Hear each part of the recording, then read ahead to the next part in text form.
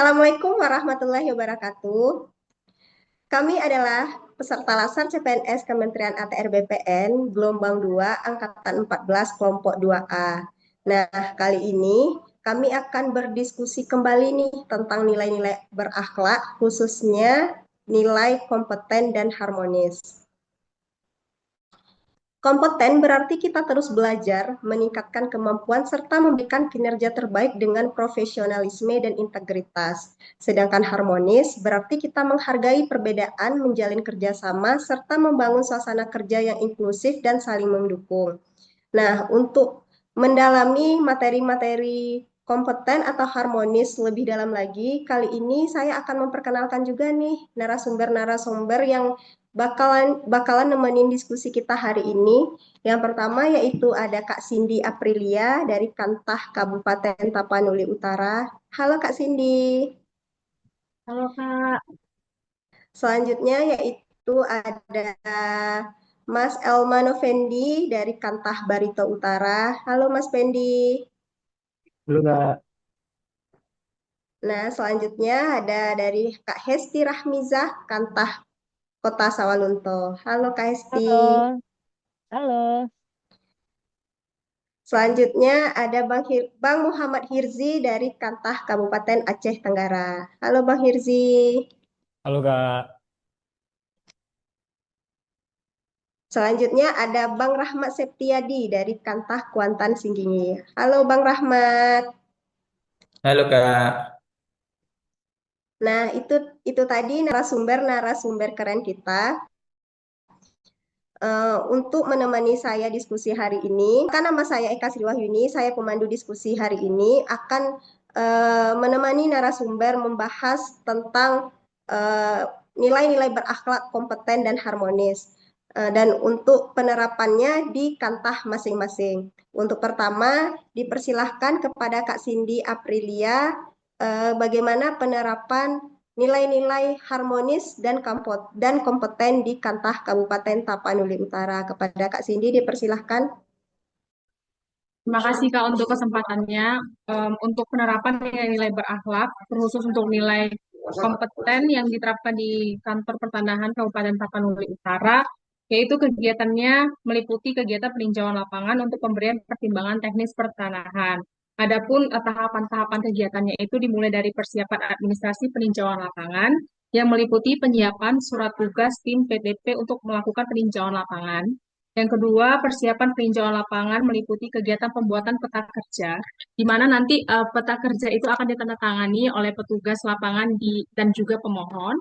Selanjutnya yaitu ketiga, tahapan pelaksanaan peninjauan lapangan, di mana kegiatannya meliputi kegiatan validasi dan identifikasi koordinat dan batas-batas lokasi yang dimohon dengan kondisi faktualnya. Yang kedua yaitu inventarisasi kondisi faktual di sekitar lokasi yang dimohon, di mana data dan informasi dari kegiatan inventarisasi ini akan dituangkan dalam catatan peninjauan lapangan atau CPL yang ditandatangani oleh petugas lapangan dan pemohon. Dan yang keempat yaitu untuk membuat berita acara peninjauan lapangan yang ditandatangani oleh tim PTP dan atau satuan tugas berdasarkan peninjauan lapangan yang telah dilaksanakan. Dan untuk output dari kegiatan ini sendiri yaitu adalah berita acara hasil peninjauan lapangan.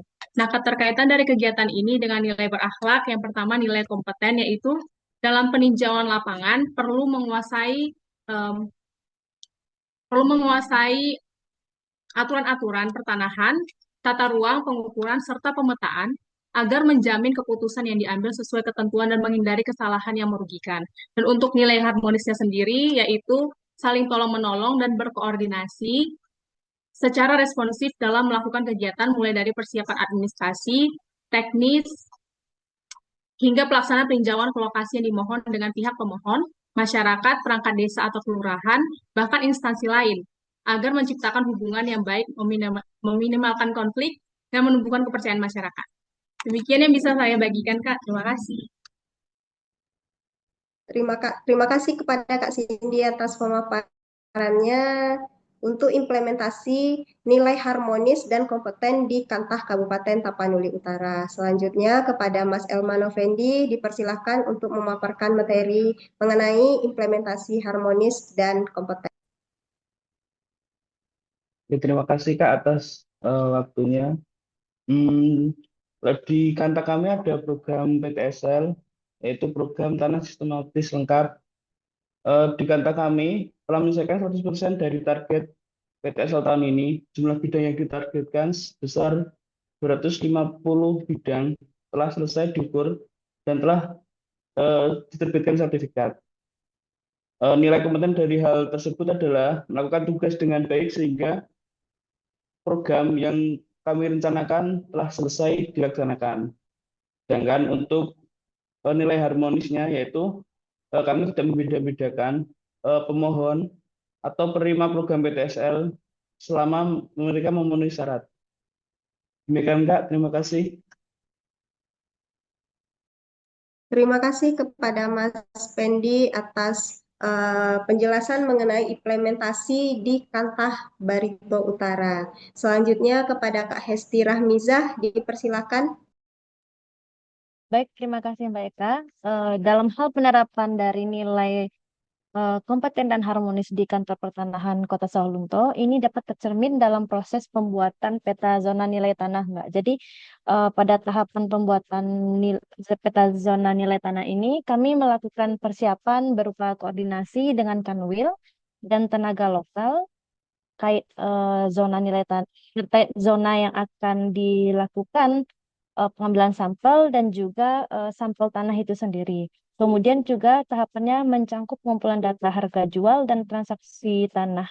Dan yang terakhir adalah kompilasi dan rekapitulasi data. Dalam tahapan pembuatan peta zona nilai tanah ini tercermin nilai dari harmonis dan kompeten ini seperti koordinasi dengan Kanwil dan tenaga lokal serta rekan kerja dan bekerja sama dalam proses pengumpulan data ini mencerminkan nilai harmonis, dan yang untuk nilai kompeten ini tercermin dari mempelajari zona dan pengisian formulir data, harga jual dan transaksi tanah. Dan pada akhirnya dengan penerapan nilai kompeten dan harmonis ini kami dari kantor Kota Sawalunto ini mampu mewujudkan atau menghasilkan peta zona nilai tanah tahun 2025 di Kota Sawalunto. Mungkin sekian penerapan dari nilai kompeten dan harmonis di Kota Sawalunto. Terima kasih, Mbak.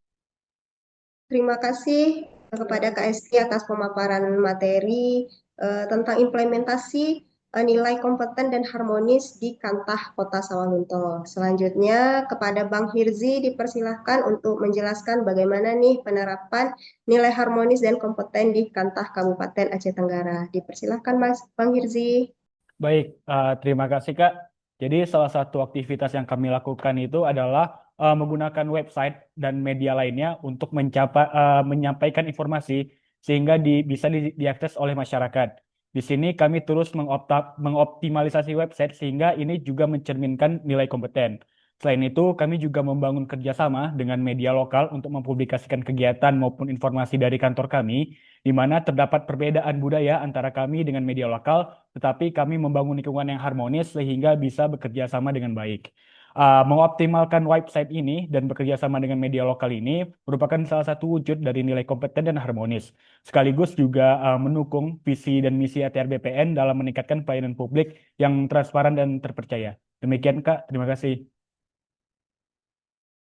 Terima kasih kepada Bang Hirzi atas pemaparannya. Selanjutnya kepada Bang Rahmat Septiadi untuk menjelaskan bagaimana nih implementasi penerapan nilai kompeten dan harmonis di Kantah Kuantan Singginggi. Kepada Bang Rahmat dipersilahkan.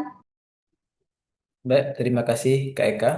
Di sini saya akan menjelaskan yaitu tentang implementasi nilai kompeten dan nilai harmonis di Kantah Kabupaten Kota Singi. Lebih fokusnya itu di seksi pengendalian dan penanganan sengketa.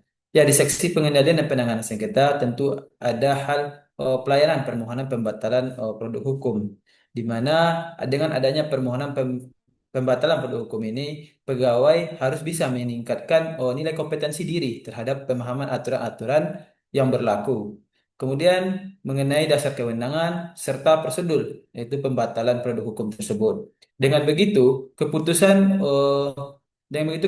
pembatalan ini dapat diambil secara tepat, secara sah, dan tidak menimbulkan masalah di kemudian harinya.